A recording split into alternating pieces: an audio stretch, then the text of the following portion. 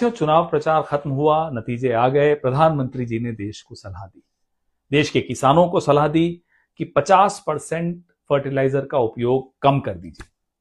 अब साहब, देश के वर्किंग क्लास को सलाह दी कि घर पे बैठिए, वर्क फ्रॉम होम कीजिए, पब्लिक ट्रांसपोर्ट का इस्तेमाल कीजिए, वाहन में तेल मत डलवाइए।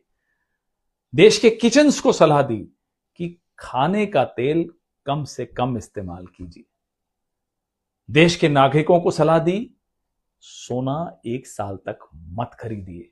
हम सबको सलाह दी, विदेश जाना बंद, 1 साल के लिए विदेश मत जाइए। प्रधानमंत्री जी, ये देश सोने के साथ एक अलग रिश्ता रखता है। सोना एक धातु नहीं है इस देश के लिए।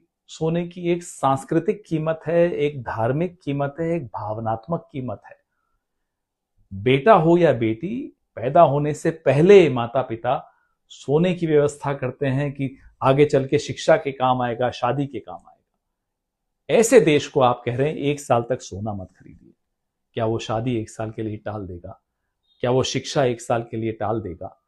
किसानों को आपने बड़े आराम से कह दिया, साहब 50% कम कर दीजिए फर्टिलाइजर का उपयोग। क्या वो 50% खेत जोतेगा? पीएम प्रणाम योजना की असलियत हम भी जानते हैं, आप भी जानते हैं। 3 साल की योजना थी, 23 से 26। अभी कुछ महीनों पहले नड्डा जी ने संसद में खड़े होकर कहा कि पीएम प्रणाम योजना में कुछ नहीं हुआ।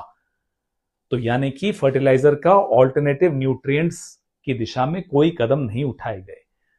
आग लगने के बाद कुआं कौन खोदता है प्रधानमंत्री जी? प्लानिंग नहीं थी। अब आप कहते हैं साहब विदेश मत जाइए, घरों में बैठिए, मेट्रो लीजिए। आप खुद आज रोड शो कर रहे थे, कौन मानेगा ये बात? ये सब क्यों हो रहा है? ये इसलिए हो रहा है, ये सलाह क्यों दी जा रही है? सलाह इसलिए दी जा रही है कि भारत का फॉरेन एक्सचेंज रिजर्व 1 हफ्ते में $8 बिलियन नीचे गिरा। क्यों गिरा? किसी और के युद्ध में हम पार्टी बन गए। आप शास्त्री जी का उदाहरण देते हैं, इंदिरा जी का उदाहरण देते हैं। साहब, वो युद्ध हमारे अपने थे।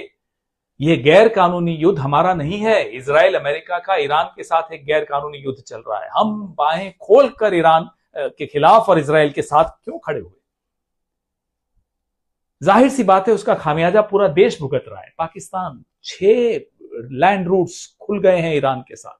ईरान चीन के साथ, रशिया के साथ वार्तालाप कर रहा है कि नए सिक्योरिटी आर्किटेक्चर को लेकर। हम कहां हैं?